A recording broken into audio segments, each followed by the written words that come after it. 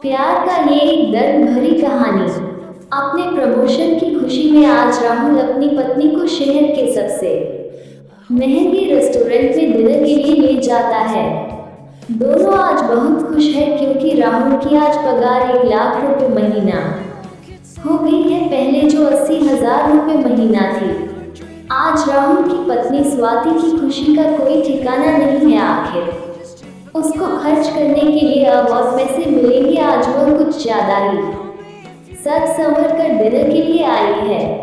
आज उसको ऐसे लग रहा है जैसे उसका कोई पुराना सपना पूरा हो गया। आखिर उसके पति की पगार अगर बढ़ी और उसका अवधा भी, यही तो उसको चाहिए था। आखिर हमेशा से उसने पैसे को ही तो महत्व दिया है। उसको गरीब लोग कभी पसंद ही कहाँ आते हैं। उसको तो महंगी चीजें, महंगे रेस्टोरेंट और महंगे गिफ्ट ही पसंद आते हैं। शहर के इस रेस्टोरेंट में सभी लोग महंगे महंगे कपड़े, सूट बूट और महिलाएं महंगी महंगी साड़ी और वेस्टर्न कपड़े पहनकर आई थी। ऐसा लग रहा था इस रेस्टोरेंट में गरीबों के लिए कोई जगह नहीं है। स्वाति आज अपने आप को महारानी समझ रही थी। इतने में वह देखती है एक सिंपल से कपड़ों में लड़का उसकी टेबल के पास चला आ रहा था। उसको देखकर स्वाति चौंक जाती है और कहती है, अरे तुम यहाँ कहाँ से आ गए? क्या तुम यहाँ बैठे हो? वो लड़का कुछ बोल पाता इससे पहले फिर बोलती है, तुम्हारी हैसियत तो इस रेस्टोरेंट में आने की नहीं है। किसके साथ आए हो? तुम्हारा मालिक कहाँ है? या फिर तुम यही झाड़ू पोछा करते हो? इतने में राहुल पूछता है, कौन है ये? तुम जानती हो क्या इसको? स्वाति कहती है, नहीं, मेरे घर के पास रहता था, बहुत गरीब है इसलिए मैंने पूछा यहाँ कैसे आने मिल गया। वह लड़का वहाँ से जाने लगता है। इतने में स्वाति उससे जोर से बोलती है, अरे कम से कम बताते तो जाओ, यहाँ करते क्या हो? हम कल फिर आएंगे। फिर तो नहीं, यही दिख जाएगा। लड़का मुस्कुराता है और कहता है, तुम आज भी नहीं बदली, पहले भी पैसों पर मरती थी, आज भी पैसों पर मरती हो। अच्छा हुआ जो तुम मेरी जिंदगी में नहीं हो।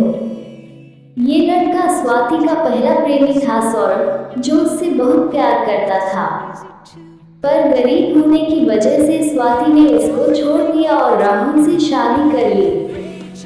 स्वाति को ये बात चुभ जाती है और वह चिल्लाकर सौरभ से कहती है, तुम क्या जानो पैसे की कीमत? तुमने तो कभी देखे ही नहीं। तुम तो हमेशा गरीबी में रहे हो और हमेशा गरीबी में रहोगे। जिसके पास पैसा नहीं होता है उसके पास कुछ नहीं रहता। खैर छोड़ो, मैं तुम जैसे भिखारी से पैसों की बात क्यों करूं? इस रेस्टोरेंट से तुम जल्दी जाओ, मेरा वक्त बर्बाद मत करो। ये बात सुनकर सौरभ बाहर जाने लगता है। इतने में उस रेस्टोरेंट का मैनेजर आकर स्वाति से कहता है, आप प्लीज इस रेस्टोरेंट से बाहर निकल जाएं। आप यहाँ पर खाना नहीं खा सकते। क्यों नहीं खा सकते खाना? हमारे पास पैसे हैं, फ्री में खाने थोड़ी आए हैं। तुम्हारी हिम्मत कैसे हुई यह कहने की? हो कौन तुम? स्वाति चिल्ला के मैनेजर से बोलती है।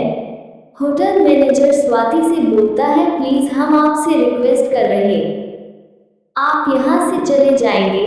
अब आप यहाँ खाना नहीं खा सकते। देखते ही देखते कुछ बाउंसर उस टेबल के पास आ जाते हैं। ऐसा लग रहा था अगर अब स्वाति फिर चिल्लाती है तो दोनों को यह बाउंसर बाहर फेंक देंगे। इतने में सौरभ मैनेजर से कहता है, अरे इस सब की कोई जरूरत नहीं है, इनको शांति से खाना खाने दो और उसके बाद इन दोनों से बिल मत लेना। और हाँ, ये ध्यान रहे अगली बार ये दोनों यहाँ ना आने पाए। स्वाति ये देखकर चौंक जाती है। वह मैनेजर सौरभ की बात इतनी आसानी से कैसे मान लेता है? वह आश्चर्यचकित होकर मैनेजर से कहती है, कौन है यह आदमी जिसकी बात तुमने इतनी आसानी से मान ली? मैम, आपको नहीं पता ये कौन है? आप जहाँ खाना खा रही हैं उस होटल के मालिक को नहीं जानती हैं? वह तो शुक्र है कि सर बहुत कम गुस्से वाले हैं, नहीं तो आज आप दोनों दोनों को बाहर करवा दिया होता। क्या सौरभ होटल का मालिक? हाँ, इस होटल का मालिक। पर कैसे? ये तो बहुत गरीब था।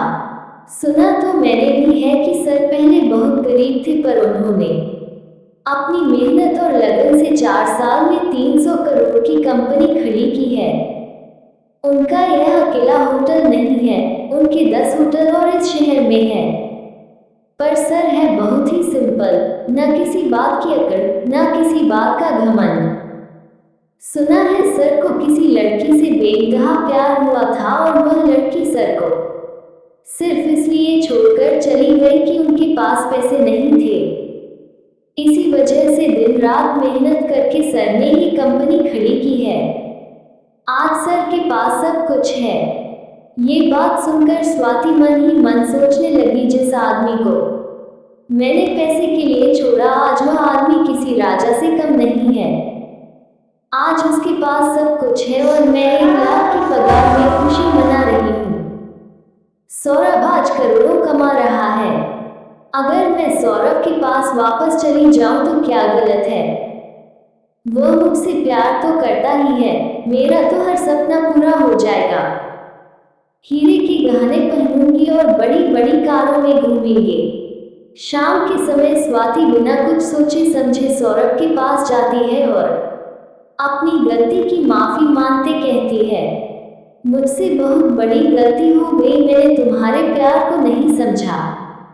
आज मुझे एहसास हुआ है कि मैं तुमसे कितना प्यार करती हूँ और तुम्हारा प्यार कितना सच्चा है। सौरभ, मैं अपने पति के साथ बिल्कुल खुश नहीं हूँ। अगर तुम मुझे अपना लोगे तो मैं आपसे अपने पति को तलाक दे दूंगी और तुम्हारी हो जाऊंगी, हमेशा हमेशा के लिए। सौरभ ये बात सुनकर स्वाति को जोर से खींचकर एक थप्पड़ मारता है और कहता है, अरे बेवफा, पैसे की भूखी औरत, कम से कम जिंदगी में किसी एक के साथ तो वफा कर।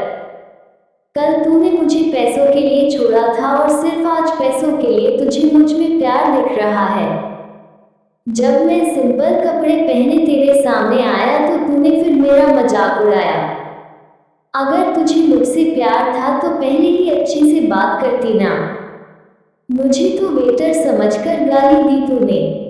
स्वाति जोर जोर से रोने लगती है और कहती है, मुझे माफ कर दो, मुझे माफ कर दो, मैं तुम्हारे बिना जी नहीं सकती। प्लीज अपना लो मुझे, प्लीज अपना लो मुझे। सौरभ स्वाति से कहता है, याद है तुमको, मैं भी उस दिन तुम्हारे सामने ऐसे ही रो रहा था, अपने प्यार की दलीलें दे रहा।